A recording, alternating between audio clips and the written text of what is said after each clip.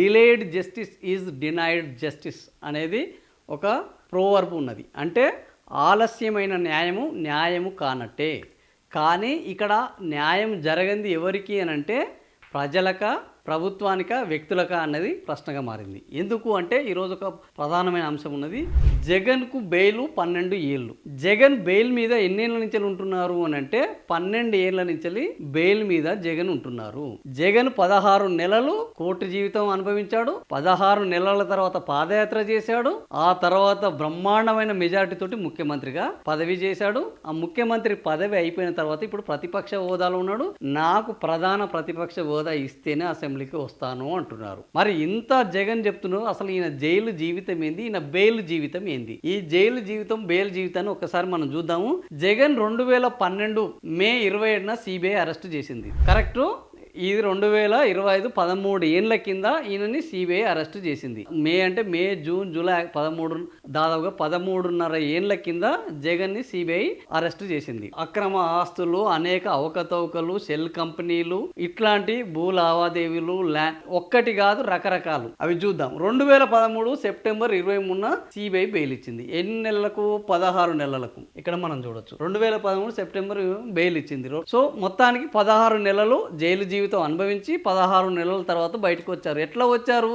బ్రహ్మాండమైన ఊరేగింపు, మొత్తము డప్పులు, ఏదేదో ఒలింపిక్స్కి వెళ్ళి పతాకాలను పొందినట్టు, గోల్డ్ మెడల్స్ పొందినట్టు, భారతదేశానికి అనేక పథకాలు సాధించినట్టు బెయిల్ నుంచి వెళ్ళి బయటికి రావడం జరిగింది. ఆ తర్వాత ఏం జరిగింది అని అంటే ఆ రోజు ఏవైతే కేసులు అయితే పెట్టారో ఆ కేసులు ఒక్కొక్కటిగా కొట్టివేసుకుంటూ, నిర్వీర్యం అవ్వకుంటూ, జడ్జిలు మారుకుంటూ ఈ 12 ఏళ్ళు బెయిల్ మీదనే జరుగుతోంది. 2024 ఏప్రిల్ 19వ తారీఖు ఈయన బెయిల్ పిటిషన్ అన్నిటినీ మొత్తము తీర్పు పూర్తి చేయాలని కూడా తుది గడువు కూడా ఇవ్వడం జరిగింది. 2024 ఏప్రిల్ 19. కానీ ఏం జరిగిందంటే ఇప్పుడు 2025 సెప్టెంబరు 24వ తేదీ అది కూడా ఆ గడువు కూడా అయిపోయింది. మరి ఎందుకు ఇంత ఘనం జరగలేదు అని అంటే ఒకటే రీజను.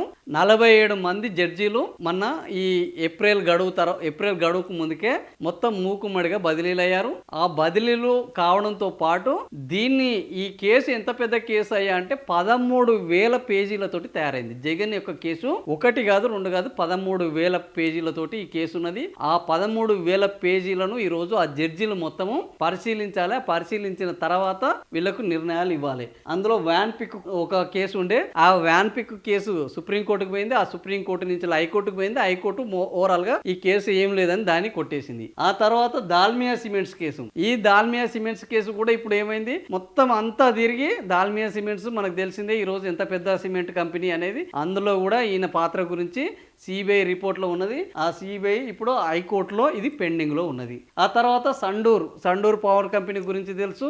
ఆ తర్వాత సరస్వతి పవర్ అండ్ ఇండస్ట్రీస్, అది కుటుంబంలో ఇప్పుడు షర్మిల వర్సెస్ జగన్ రెడ్డి మధ్య నడుస్తున్న, వాళ్ళ అమ్మకు షర్మిలకు జగన్ రెడ్డికి మధ్య నడుస్తున్నది Saraswati power and industries company. అందులో వాటాలు ఇటీవలనే వాళ్ళది చెల్లదు, ఇది జగన్ రెడ్డి వాదనే కరెక్ట్ అని కూడా హైకోర్టు తీర్పు ఇవ్వడం జరిగింది. ఆ case Sandur power company limited. ఈ రకంగా మొత్తం ఈ అన్ని కంపెనీలకు సంబంధించి ఒకటి ఈడీ దర్యాప్తు చేసింది. ఆ తర్వాత ఇన్కమ్ ట్యాక్స్, ఆదాయ పన్ను శాఖ జరిగింది, రిజిస్టర్ ఆఫ్ కంపెనీస్, వీళ్ళందరూ దర్యాప్తు చేసి మొత్తానికి 13,000 పేజీల ఓ పెద్ద డాక్యుమెంట్, ఒక పెద్ద, ఇక అది భగవద్గీత కంటే, ఖురాన్ కంటే, బైబిల్ కంటే పెద్ద కేసు ఇది. అందుకనే పెద్ద మొత్తంలో 130 డిశ్చార్జ్ పిటిషన్లు వేసుకోవడం జరిగింది. ఇప్పటికీ ఒకటి కాదు, రెండు కాదు. సామాన్యులు 1-2 వేసుకోవడానికే నానా తంటలు పడతారు. 130 డిశ్చార్జ్, ప్రతి విషయంలో డిశ్చార్జ్ చేయాలి. ముఖ్యమంత్రికి ఉన్నంతకాలం సమయం ఇవ్వాలన్నారు. ముఖ్యమంత్రి అయిపోయిన తర్వాత మొన్న 2024 ఆయన ముఖ్యమంత్రి అయిపోయిన తర్వాత ఆయన హాజరు కావాలన్నారు. వెంటనే దీన్ని కేసును క్లోజ్ చేయాలి అన్నారు. అంటే ఆయనకు పడుతుందా లేదా అని. ఎంతమంది విచారణ చేశారు అని అంటే 12 నుంచి 7 న్యాయమూర్తులు ఈయన కేసును విచారణ చేశారు.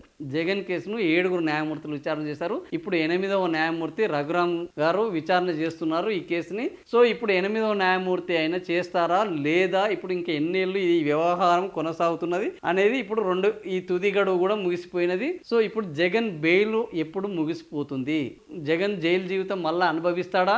జగన్ జైలు జీవితం అనుభవిస్తే రాబోయే పరిణామాలు ఏంది? ఇటీవల చంద్రబాబు నాయుడు చెప్తున్నది ఏంటంటే ఇక జగన్ రేపు అధికారంలోకి రాడు, జగన్ పీడ శాశ్వతంగా లేకుండా చేస్తాను అంటున్నారు. దీనికి ఒక కారణం ఉన్నది, ఈ వార్తకు ఒక ప్రాధాన్యత ఉన్నది. ఏంది అని అంటే ఈ కారణం ఏంటంటే శీతాకాల సమావేశాల్లో కేంద్ర ప్రభుత్వం ఒక బిల్లు తీసుకురాబోతుంది. ఆ బిల్లు ఏంటంటే 30 రోజులు ఎవరైనా జైలు జీవితాన్ని ఇక నుంచి అనుభవించారంటే వాళ్ళు ఏ పదవికి ప్రజాప్రతినిధుల పదవులకు అనర్హులు అవుతారు. సో వాళ్ళు ఇంకా పోటీ చేయడానికి వీల్లేదు. ఒకవేళ కొనసాగుతున్న వాళ్ళని అక్కడి నుంచి తొలగించాలి. ఇప్పుడు ప్రస్తుతం ఈ బిల్లు జాయింట్ పార్లమెంటరీ కమిటీ దగ్గర ఉన్నది. ఈ జాయింట్ పార్లమెంటరీ కమిటీ కొన్ని సూచనలు చేస్తుంది. ఆ సూచనలు చేసిన దాని ప్రకారం ఈ బిల్లు రేపు శీతాకాల సమావేశంలో అమలు జరిగితే ఆ తర్వాత కూడా ఇంకా 6 నెలల్లో సంవత్సరానికి అయినా జగన్ బెయిల్ క్యాన్సిల్ కావాల్సిందే, విచారణ ఎదుర్కోవాల్సిందే. ఎదుర్కొన్న తర్వాత మినిమం ఇప్పటికే 16 నెలలు జైలు జీవితాన్ని అనుభవించారు. ఇప్పుడు ఈ 30 రోజులు అనుభవిస్తే చాలు, ఇక చంద్రబాబుకు అడ్డు ఉండదు. ఆంధ్రప్రదేశ్కు జగన్ ముఖ్యమంత్రి అయ్యే అవకాశం లేదు, రాజకీయాలకు వచ్చే అవకాశం లేదు.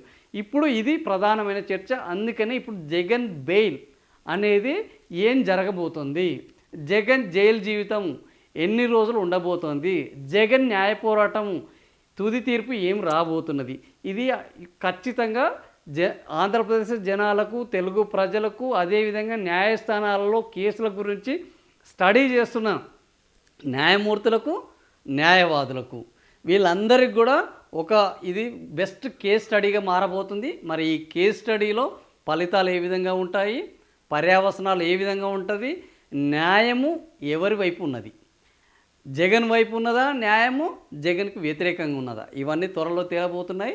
ఇదే అంశం మీద ఎప్పటికప్పుడు దీనికి సంబంధించిన వార్తల్ని మనం చర్చించుకుందాం. Thank you for watching. ఈ వీడియో మీకు నచ్చితే లైక్ చేయండి, షేర్ చేయండి, సబ్స్క్రైబ్ చేయండి.